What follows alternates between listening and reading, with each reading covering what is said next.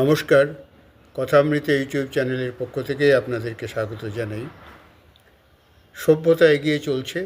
সভ্যতার সঙ্গে সঙ্গে আমাদের দেশেও বিভিন্ন কৃষ্টিতে বাইরের দেশের সমস্ত ছোঁয়া ঢেউ এসে আছড়ে পড়ছে। আমাদের যে পোশাক পরিচ্ছদ আজ থেকে 40 বছর আগে ছিল, এখন ভাবলে অবাক হতে হয়। বারমুডা, ট্রাউজার, হাফ প্যান্ট এগুলো পরে যে সমস্ত বয়স্ক লোকেরা আজ আমরা রাস্তায় ঘোরাঘুরি করছি, বাজারঘাট করছি, এটা আমাদের কাছে অকল্পনীয় ছিল।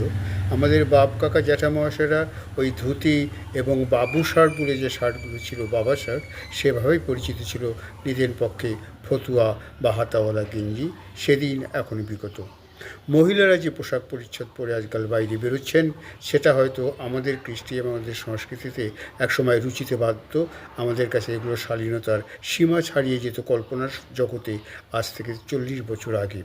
হ্যাঁ, মেনে নিচ্ছি প্রয়োজনের খাতিরে হয়তো এই সমস্ত পোশাক পরিচ্ছদ অনেকটা স্বচ্ছন্দ, অনেক দীর্ঘস্থায়ী হয় এই পোশাক পরিচ্ছদ ব্যবহারের জন্য, অনেকটা স্মার্ট দেখায়, চলতে ফিরতে সুবিধে। এ কারণের জন্য বাইরের পোশাককে আজ আমরা নিজেদের করে নিয়েছি, কিন্তু আমাদের নিজেদের পোশাকগুলোকে আমরা প্রায় ভুলেই যেতে বসেছি।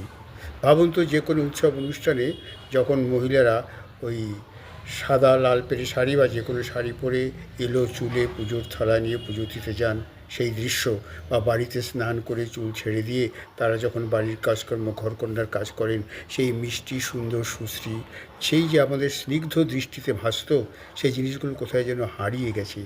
মা মাসির ওই সুশ্রী সুমণ্ডল সেই মুখশ্রী আমাদের কাছে আস্তে আস্তে দূরে সরে যাচ্ছে।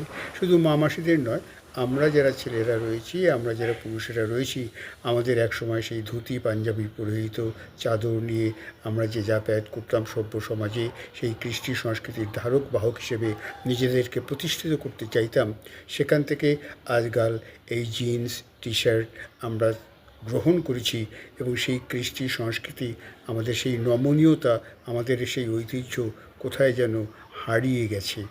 কাজেই আমাদের কৃষ্টি সংস্কৃতির যে পোশাক, সেই পোশাককে যদি আমরা যথাযথভাবে এখনও বিভিন্ন জায়গায় ব্যবহার করি, তাহলে যেমন একদিকে আমাদের সংস্কৃতিকে বাঁচিয়ে রাখা হবে, সেই সঙ্গে আমাদের এই যে নিজস্ব ঐতিহ্য বা অস্তিত্ব, সেই অস্তিত্বকে পৃথিবীর দরবারে জানান দেওয়া হবে।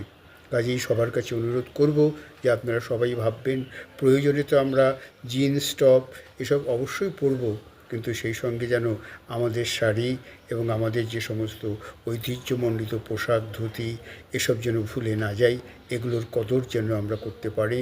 আমাদের অন্তত পোশাকে আশাকে